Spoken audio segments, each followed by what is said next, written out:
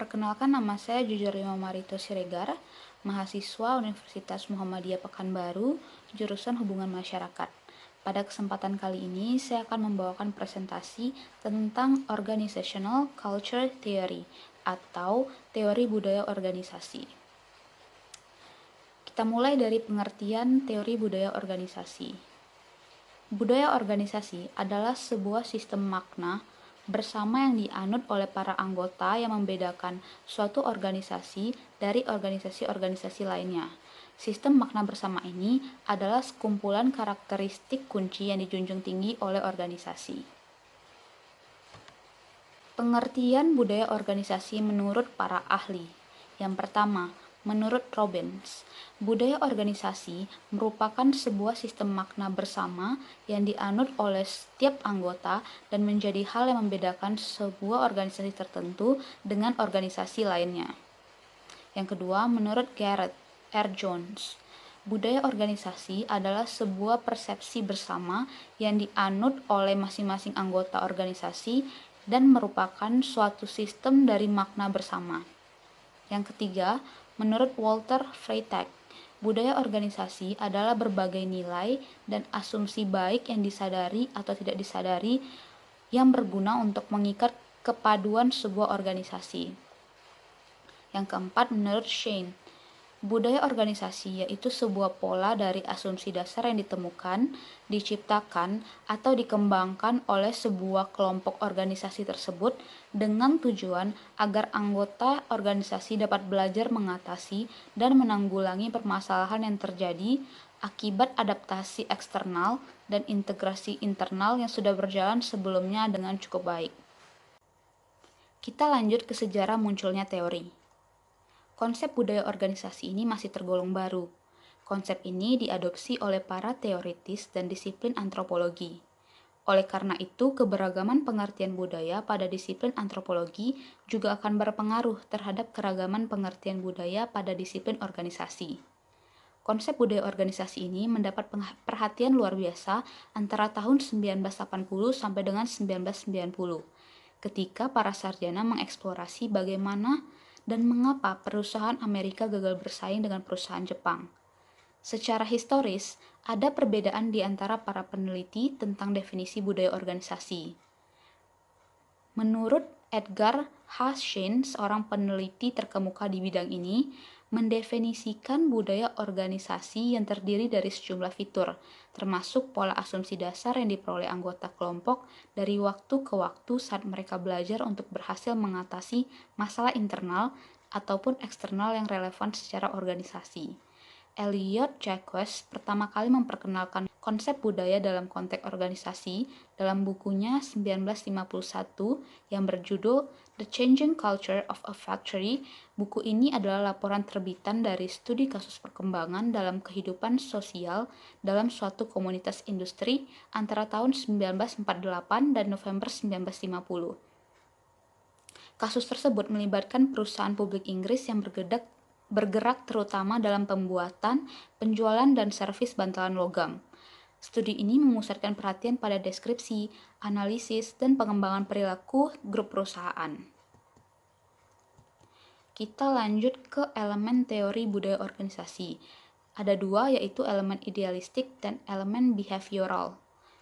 Elemen idealistik pada umumnya tidak tertulis bagi organisasi yang masih kecil melekat pada diri pemilik dalam bentuk doktrin, falsafah hidup, atau nilai-nilai individual pendiri atau pemilik organisasi dan menjadi pedoman untuk menentukan arah tujuan menjalankan kehidupan sehari-hari organisasi. Elemen idealistik ini biasanya dinyatakan secara formal dalam bentuk pernyataan visi dan misi organisasi. Tujuannya tidak lain agar ideologi organisasi tetap lestari. Lanjut, elemen behavioral. Elemen yang bersifat behavioral adalah elemen yang kasat mata, muncul ke permukaan dalam bentuk perilaku sehari-hari para anggotanya. Logo atau jargon, cara berkomunikasi, cara berpakaian, atau cara bertindak yang bisa dipahami oleh orang luar organisasi, dan bentuk-bentuk lain seperti desain, arsitektur instansi. Bagi orang luar organisasi, elemen ini sering dianggap sebagai presentasi dari budaya sebuah organisasi, sebab elemen ini mudah diamati, dipahami, dan diinterpretasikan. Meski interpretasinya kadang-kadang tidak sama dengan interpretasi orang-orang yang terlibat langsung dari organisasi tersebut. Kita lanjut ke fungsi teori budaya organisasi. Menurut Stephen P. Robbins dalam bukunya Organizational Behavioral, budaya organisasi mempunyai beberapa fungsi, di antaranya yang pertama, berperan menetapkan batasan karena menciptakan perbedaan antara satu organisasi dengan organisasi lainnya. Yang kedua, adanya rasa identitas bagi anggota organisasi. Yang ketiga, menciptakan komitmen yang lebih luas daripada kepentingan individu. Yang keempat, meningkatkan stabilitas sistem sosial karena merupakan perekat sosial yang membantu mempersatukan organisasi. Yang terakhir, berfungsi sebagai mekanisme kontrol yang memandu dan membentuk sikap dan perilaku karyawan dan membantu mereka memahami organisasi. Lanjut ke ciri-ciri budaya organisasi. Menurut Robbins, ada 7 ciri-ciri budaya organisasi. Di antaranya, 1. Adanya inovasi dan pengambilan resiko. Karakteristik ini mencoba mendorong anggota untuk bersifat selalu inovatif dalam bekerja, khususnya pada penyelesaian masalah. Selain itu, anggota diminta untuk tidak takut dalam mengambil resiko, asalkan telah melalui perhitungan yang matang. Yang kedua, memperhatikan secara mendetail. Para anggota organisasi diminta untuk fokus pada hal yang dikerjakan dan selalu teliti dan mendetail dalam menganalisis. Yang ketiga, berorientasi pada kebermanfaatan.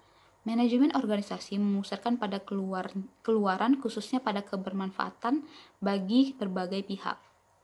Yang keempat, berorientasi pada orang. Setiap keputusan yang diambil oleh organisasi harus melalui pertimbangan bahwa dampaknya harus positif terhadap anggota dalam organisasi. Yang kelima, berorientasi pada tim.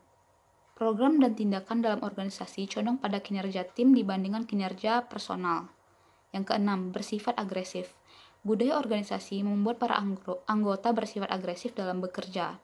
Yang ketujuh, stabilitas. Organisasi menekankan dipertahankannya budaya organisasi yang sudah baik. Lanjut ke contoh dalam kehidupan sehari-hari. Contoh yang pertama, di lingkungan perusahaan. Larangan untuk menikah selama bekerja di kantor. Larangan ini secara langsung mengindikasikan sebagai aturan yang seolah bagi sudah menikah diwajibkan untuk keluar dari kantor. Yang kedua, pada lingkungan kampus. Aturan kedisiplinan kampus bagi mahasiswa FKIP ialah dilarang menggunakan celana jeans dalam model apapun. Larangan ini kemudian dijadikan budaya. Lantaran sebagai calon guru, tingkah serta titah lakunya selalu menjadi contoh di kemudian hari. Yang ketiga, dalam masyarakat. Contoh lainnya mengenai budaya organisasi di dalam kehidupan masyarakat dapat dilihat ketika menjalankan aturan gotong royong sebagai upaya menjaga kebersihan bersama.